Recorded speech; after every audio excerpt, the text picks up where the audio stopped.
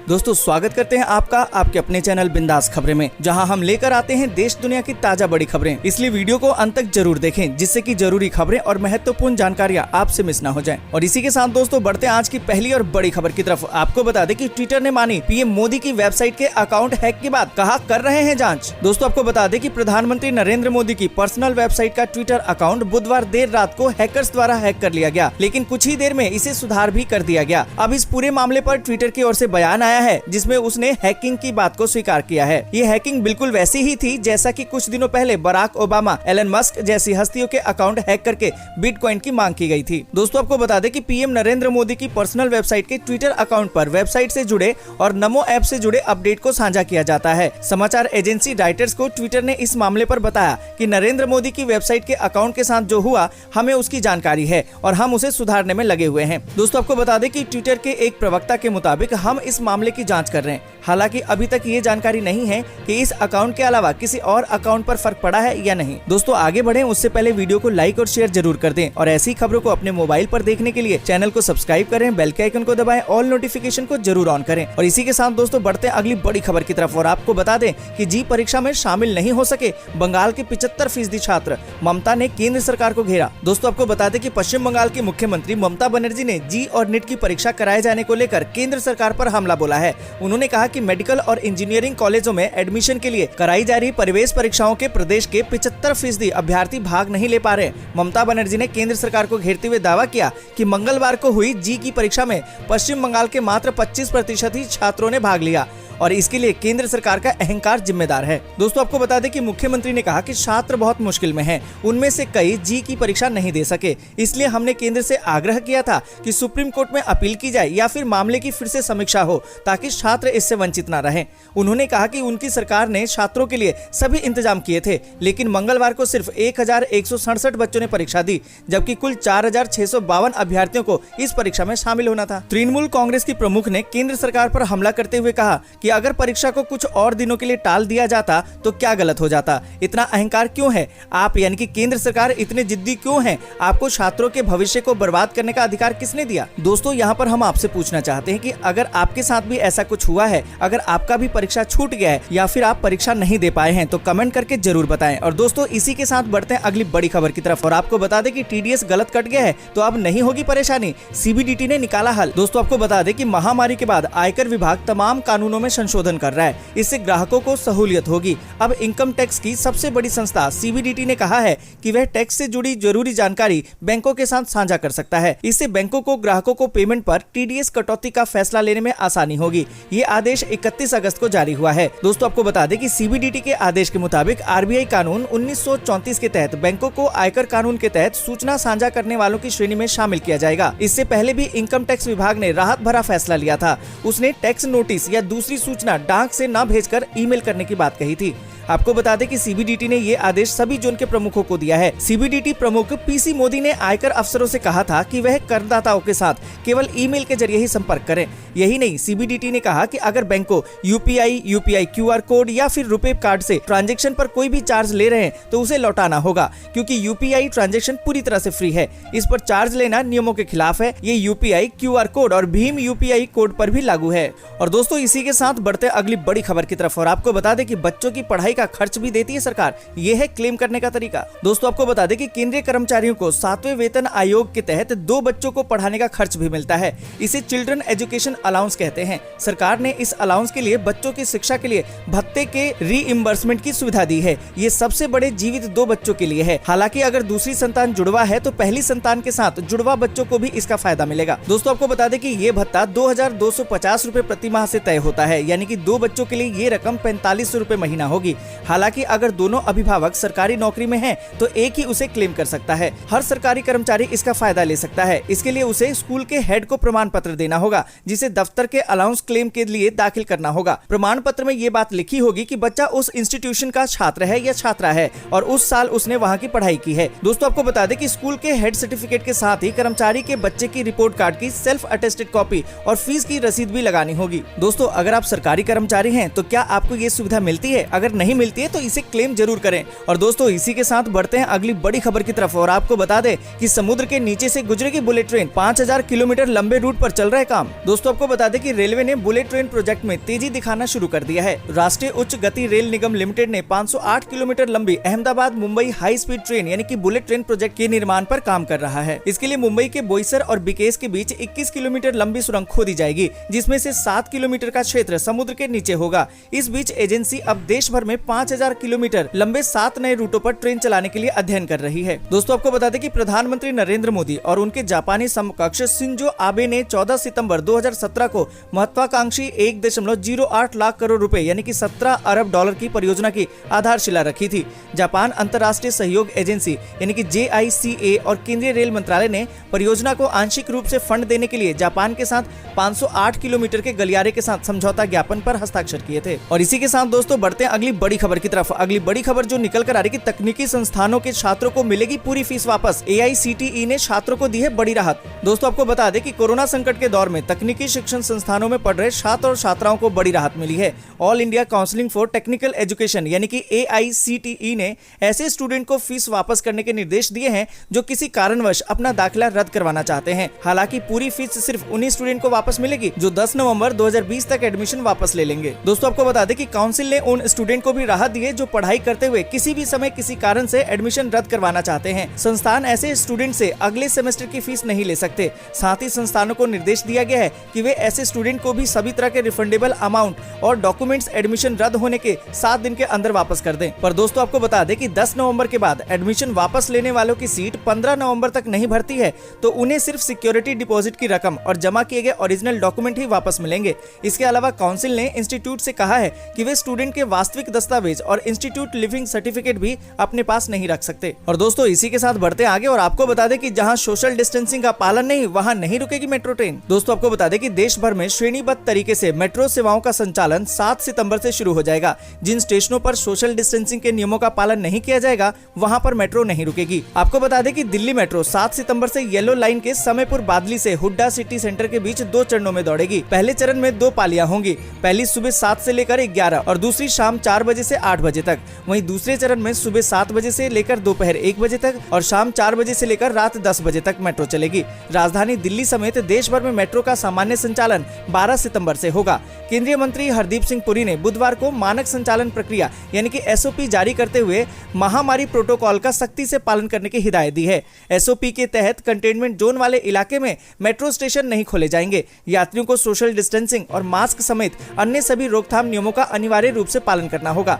यात्रा के दौरान मास्क पहनना अनिवार्य होगा। मंत्रालय सचिव दुर्गा शंकर मिश्र ने बताया कि शुरुआत में मेट्रो सुबह और शाम के पीक आवर्स 4-4 घंटे चलेगी। साथ ही सभी लाइनें एक साथ नहीं खुलेगी। अगले 2-3 दिन तक खोली गई लाइन की व्यवस्था का आंकलन के बाद ही दूसरी लाइनें खोली जाएंगी। साथ ही समय भी धीरे धीरे बढ़ाया जाएगा। 12 सितंबर से मेट्रो की सभी लाइनें पूरे समय के लिए चालू हो जाएंगी। और इसी के साथ दोस्तों बढ़ते आगे और आपको बता दें कि रिया की फैमिली पर कसा शिकंजा, भाई पिता से पूछताछ जारी। दोस्तों आपको बता दें कि सुशांत सिंह राजपूत मामले में CBI की जांच का आज 14वां दिन है। CBI के साथ ED और नारकोटिक्स कंट्रोल ब्यूरो की जांच भी तेज हो गई है। ED जहां मनी लॉन्ड्रिंग की तहकीकात कर रही है, वहीं NCB ड्रग्स मामले की पड़ताल में जुटी हुई है। रिया चक्रवर्ती और उनकी फैमिली से CBI ने पूछताछ की है। बुधवार को मुंबई पुलिस को दिए गए सुशांत के बहनों और पिता के बयान भी सामने आए हैं, जिसमें इस अहम बात का खुलासा हुआ है।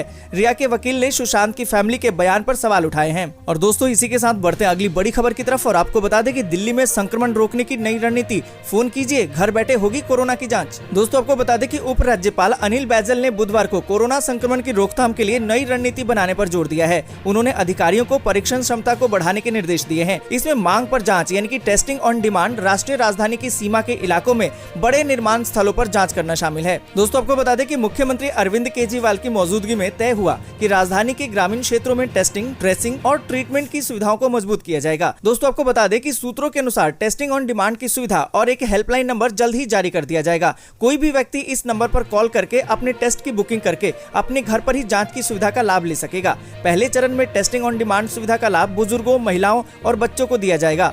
सूत्रों के अनुसार दिल्ली आपदा प्रबंधन प्राधिकरण यानी कि DDMA की बैठक में राज्यपाल ने अधिकारियों को औपचारिकताएं पूरी करने और मानक संचालन प्रक्रिया यानी कि SOP बनाने के लिए कहा है।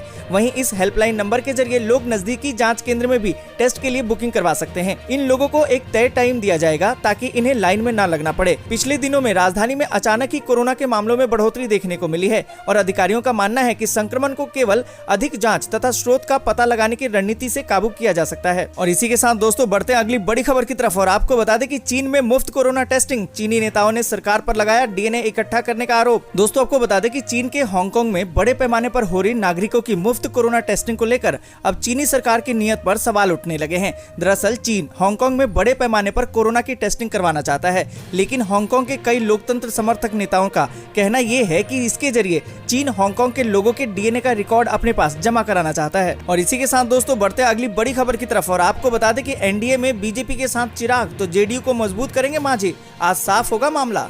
दोस्तों आपको बता दें कि बिहार के पूर्व मुख्यमंत्री जीतन राम मांझी किससे समझौता कर रहे हैं, उनका गठबंधन जनता दल यूनाइटेड से होगा या राष्ट्रीय जनतांत्रिक गठबंधन से, ये सवाल हवा में है।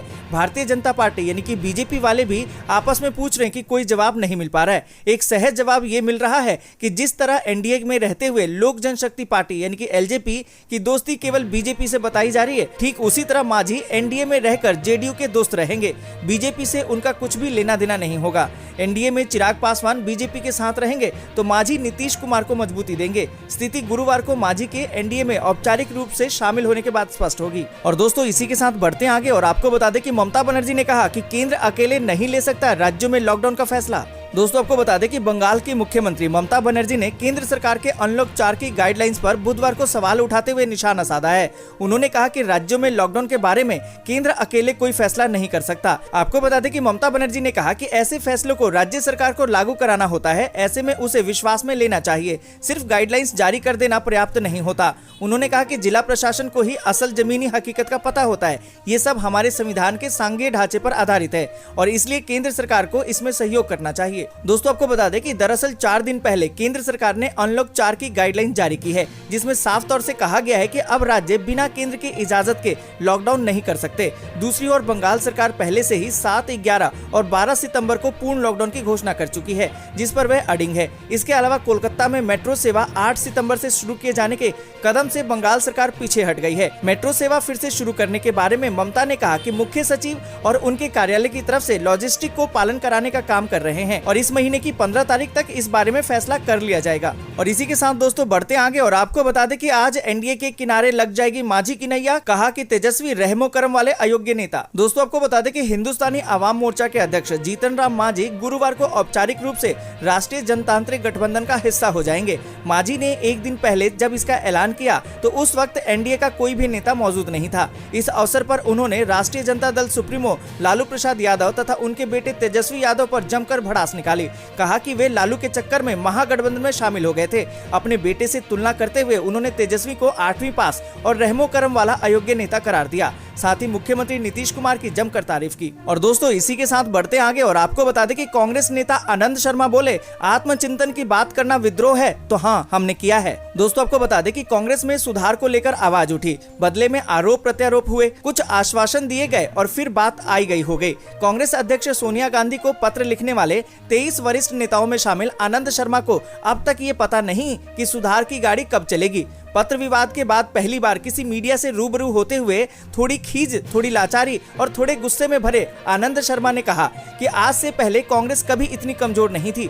वे कहते हैं कि बैठक में सवाल उठाने वाले नेताओं के साथ जो कुछ भी हुआ वे अभियान था। युवा कांग्रेस में चुनाव शुरू कराने वाले राहुल के फैसले पर भी सवाल उठाते हैं और कहते हैं कि वहां अब परिवारवाद का सिलसिला शुरू हो गया है। संगठन में ऐसे लोग हम पर सवाल उठा रहे हैं कि जो कभी कांग्रेस को छोड़ गए थे। दोस्तों आपको बता दें कि उन्होंने कहा कि अगर विद्रोह शब्द का मतलब बदल दें कि सच्ची तस्वीर पेश करना और निसंकोच राष्ट्र हित और कांग्रेस के हित में अपनी बात कहना बगावत है, तो मैं इसे स्वीकार करता हूं।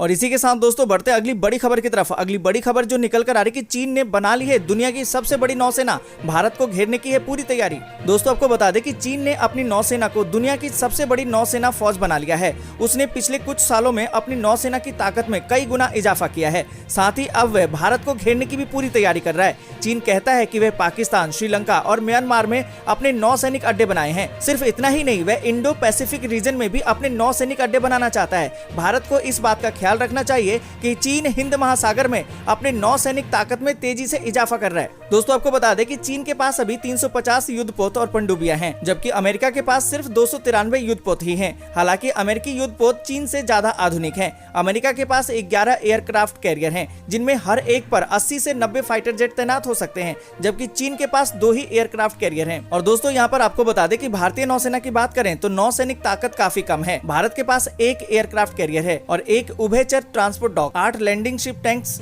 भारत के पास 15 इलेक्ट्रिक डीजल ऑपरेटेड पनडुब्बियां और 2 परमाणु पनडुब्बियां हैं। दोस्तों आपको बता दें कि पेंटागन की एक रिपोर्ट में बताया गया है कि चीन भारत के चारों तरफ मौजूद करीबन 1 दर्जन से ज्यादा देशों में अपने सैन्य अड्डे बनाने की तैयारी कर रहा है। चीन का लक्ष्य अगले कुछ सालों में अपना परमाणु हथियारों की संख्या को दुगना करना है। पेंटागन की रिपोर्ट के अनुसार चीन थाईलैंड, सिंगापुर, इंडोनेशिया, संयुक्त अरब अमीरात, केन्या, सेशल्स, तंजानिया, अंगोला और तजाकिस्तान में अपने ठिकाने बनाने के प्रोजेक्ट पर काम कर रहा है। दोस्तों आपको बता दें कि अमेरिका ने पहली बार चीन के हथियारों की संख्या सार्वजनिक की है। साथ ही चिंता भी जताई है कि हथियारों की संख्या के साथ साथ चिंता का विषय ये भी है कि चीन का परमाणु विकास किस दिशा में आगे बढ़ रहा है। और दोस्तों इसी के साथ बढ़ते हैं अगली बड़ी खबर की तरफ और आपको बता दें कि ब्रिटेन बोला चीन की कार्रवाइयों ने दुनिया भर में पैदा की चुनौतियां, भारत में वैक्सीन की शानदार क्षमता। दोस्तों आपको बता दें कि ब्रिटेन ने गुरुवार को कहा कि चीन की कुछ कार्रवाइयों ने दुनिया भर में चुनौतियां पैदा कर दी हैं, लेकिन साथ ही उसने भारत चीन द्वारा पूर्वी लद्दाख में तनाव घटाने के प्रयासों का स्वागत किया है। ऑनलाइन मीडिया ब्रीफिंग में भारत में ब्रिटेन के उच्च स्तर सर फिलिप बार्टन ने हांगकांग में चीन द्वारा विवादित सुरक्षा कानून लागू करने, गलवान घाटी में भारतीय सैनिकों की शहादत और शिनजियांग प्रांत में उइगर मुसलमानों के खिलाफ चीन द्वारा मानवाधिकारों के उल्लंघन का जिक्र किया। दोस्तों आपको बता दें कि सर बार्टन ने कहा कि चीन ने क्षेत्र के साथ साथ दुनिया भर में जो चुनौतियां पेश की हैं, उनके बारे में ब्रिटेन की सोच बिल्कुल स्पष्ट है। ब्रिटेन चीन के साथ काम करना चाहता है। ब्रिटेन को चीन के साथ सकारात्मक और रचनात्मक बातचीत की उम्मीद है और इसकी कोशिश भी करेगा, लेकिन चुनौतियां भी हैं। हांगकांग एक खास चुनौती है। दोस्तों आपको बता दें कि कोविड-19 की वैक्सीन को लेकर बार्टन ने कहा कि भारत में वैक्सीन की शानदार क्षमता है, खासतौर पर सीरम इंस्टीट्यूट। हमने कई समझौते किए हैं और सबसे उल्लेखनीय एस्ट्राजेनेका के साथ है। ऑक्सफोर्ड यूनिवर्सिटी की वैक्सीन के बारे में उन्होंने कहा कि हमें सतर्क रहने की जरूरत है। हमें नहीं पता कि ये काम करने जा रही है या नहीं। ऑक्सफोर्ड की स्थिति अच्छी है, लेकिन वे अभी वहां पहुंचे नहीं हैं। उच्चायुक्त ने बताया कि ब्रिटेन अब भारत का दूसरा सबसे बड़ा रिसर्च पार्टनर है। अगले साल हम रिसर्च पार्टनरशिप में 40 करोड़ पाउंड लगाएंगे। और इसी के साथ दोस्तों बढ़ते आगे और जानते हैं मौसम के ताजा हाल को। आपको बता दें कि बीते 24 घंटों के दौरान आंध्र प्रदेश, पश्चिम बंगाल, कर्नाटक और उड़ीसा के कुछ हिस्सों में मानसून सक्रिय रहा। इन भागों में मध्यम से भारी बारिश हुई। इसके अलावा बिहार, झारखंड, छत्तीसगढ़ और तमिलनाडु में भी कुछ स्थानों पर भारी वर्षा दर्ज की गई। असम, पश्चिम बंगाल, केरल, लक्षद्वीप में भी हल्की से मध्यम बारिश देखने को मिली। वहीं अगले 24 घंटों के दौरान मध्य प्रदेश, पूर्वी राजस्थान, उत्तराखंड, हिमाचल प्रदेश और दक्षिणी आंतरिक कर्नाटक के शहरों में मानसून व्यापक रूप से सक्रिय रहा। इन भागों में मध्यम से भारी बारिश के आसार हैं। आपको बता दें कि पश्चिमी राजस्थान, पंजाब, हरियाणा, दिल्ली, पश्चिमी उत्तर प्रदेश, जम्मू कश्मीर, पूर्वोत्तर भारत, छत्तीसगढ़, महाराष्ट्र और तमिलनाडु में कुछ जगहों पर हल्की बारिश के साथ 1-2 स्थानों पर मध्यम बौछारें गिर सकती हैं। वहीं पूर्वी उत्तर प्रदेश में भी छिटपुट बारिश के आसार हैं, जबकि गुजरात में मौसम शुष्क रहेगा। और इसी के साथ दोस्तों आपको बता दें कि दक्षिणी भारत में तमिलनाडु के ऊपरी भागों पर एक चक्रवाती हवाओं का क्षेत्र बना हुआ है। साथ ही एक अन्य चक्रवाती सिस्टम अरब सागर के दक्षिणी पूर्वी भागों पर विकसित हो रहा है। दोस्तों आज के लिए बस इतना ही। वीडियो को लाइक और शेयर जरूर कर दें। ऐसी ही खबरों को अपने मोबाइल पर देखने के लिए चैनल को सब्सक्राइब करें, बेल के आइकन को दबाएं, ऑल नोटिफिकेशन को जरूर ऑन करें।